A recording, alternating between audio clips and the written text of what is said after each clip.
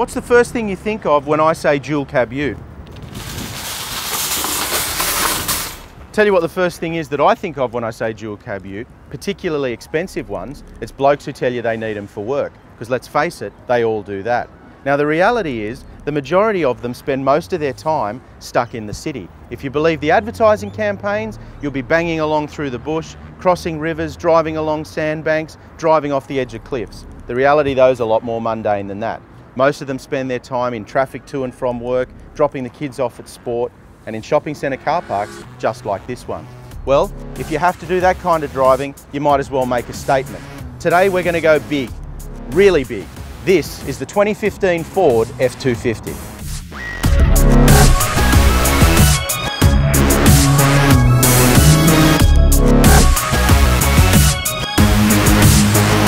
Now perhaps the most impressive thing when you're behind the wheel of the F250 is just how easy it is to drive. You might have expected otherwise because it's such a physically big vehicle, but it's simply not the case. The steering's nice and light, the turning circle's pretty good, it's a lot more manoeuvrable than you might have thought, and it just doesn't feel as big as you first expected.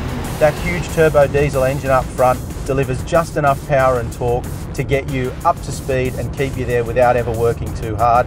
I'm doing 80 k's an hour at the moment, the engine's ticking over at 1100 RPM. The automatic gearbox is super smooth, 6-speed, and it shifts up and down through the gears really smoothly without ever jerking or being nasty. It's not the case that you feel big when you're driving the F250, it tends to shrink around you, so you don't feel like you're in this huge big truck. It's just that everything else around you seems so small.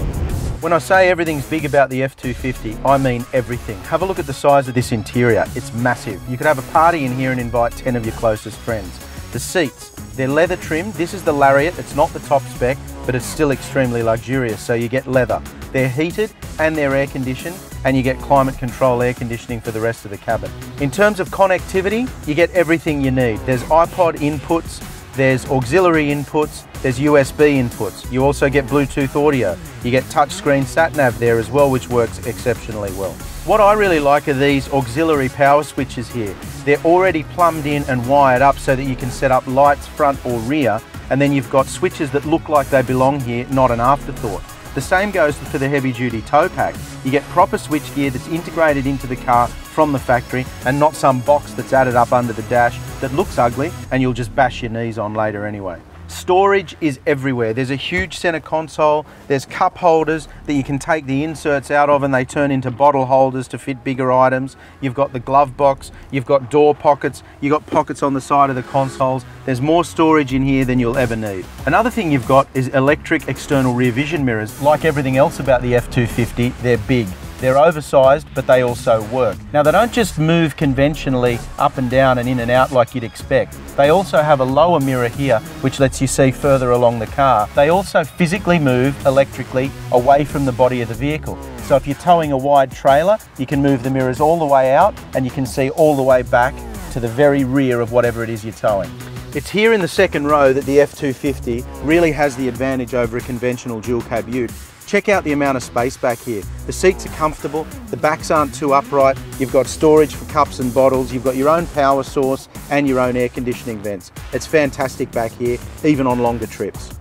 I've got a booklet here that's full of tasty facts and figures about the F250, and it's full of big, intimidating words like power stroke and super duty, but here are some of the main ones. Now, first of all, Ford reckons there's more F-Series trucks on the road with 400,000 plus kilometres on them than any other brand. So that's testament to how strong these turbo diesel engines are. Speaking of which, it's a 6.7 litre turbocharged V8 diesel engine. It's an absolute monster. Churns out 323 kilowatts and, wait for it, 1,166 Newton meters. Now that's an astronomical torque figure, and it helps you when you're towing heavy loads or when you're pulling uphill. And if you've got a fifth wheel tow setup, just like this one here, you can even tow 5 tons. We've spent 2 enjoyable days behind the wheel of the Ford F250, and there's no doubt that while there's nothing wrong with the current crop of dual cab utes as we know them in Australia, size does matter and bigger is definitely better. Now, this Performax converted model isn't cheap, it's around $130,000, but it's the Lariat model with just about every inclusion you could ask for. If you want to make a statement though, there are a few better ways to do it than with a Ford F250. This truck makes you feel like a king when you're driving it, even if you're not.